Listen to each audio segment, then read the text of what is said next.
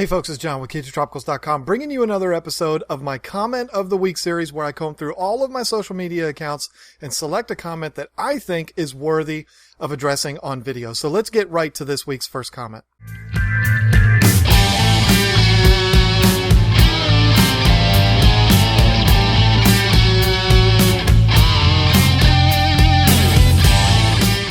Today's comment comes from my first episode of Comment of the Week. I'll put it right here. The comment reads as follows. Can somebody help me? I have a peacock in my tank that acts like an mbuna, and all the other fish are mbunas. Is this regular? So this week's real comment comes from my setting up a new African cichlid tank, and it reads like this. When I first went to PetSmart 5 years ago, I was told I could fit 5 Lake Malawi in my 10-gallon. So I got 5, and no longer than 2 months later, 1 fish was left. It killed everything else, even a jewel cichlid I had bought that was an inch bigger than it was. A striped yellow and black cichlid, male, who has lived in that 10-gallon for 5 years now and is about 4.5 inches long. I think that one cichlid can live happily in a 10-gallon like mine has for 4 years. I can feed him smaller feeder fish and ghost shrimp, and he is completely healthy. He has a good setup with 2 hiding holes and a plant with gravel that he loves to landscape. Okay, so the first thing that I want to say is that you need to actually consider the source where you got your information. Now, I'm not telling you that every employee at those stores that start with a P are bad. I'm not saying that. I happen to know some that are very knowledgeable when it comes to fish keeping. But understand that most people that work at those stores are young people that were told they had to go get a job because they have to pay their own cell phone bill.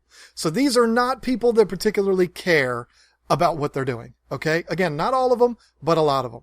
Now, after that, let's talk about your actual situation.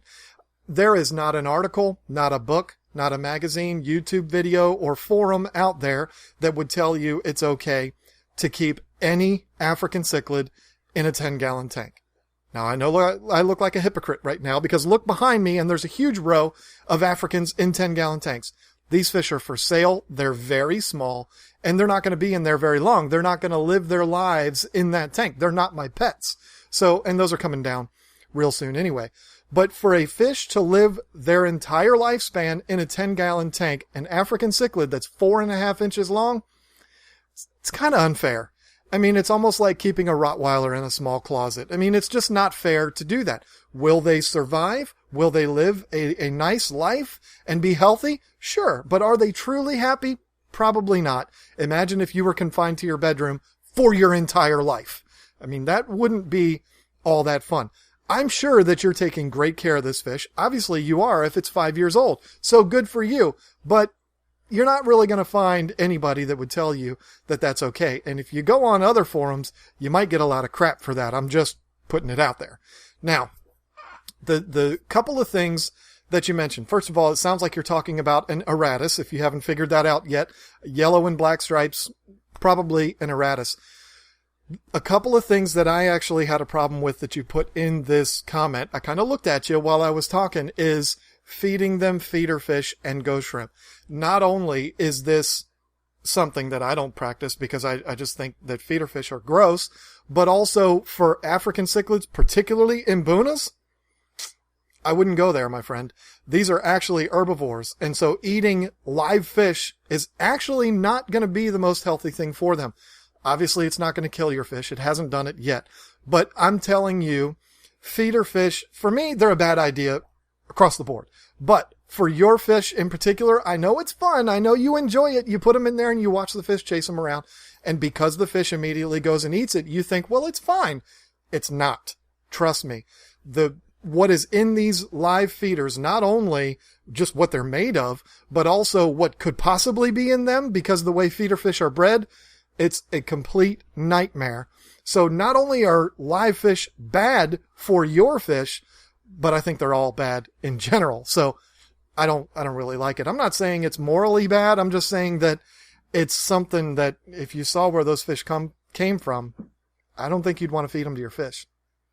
The next thing I want to address is what you said in the beginning of your comment, which was that you started out with 5 fish and then you ended up with only 1.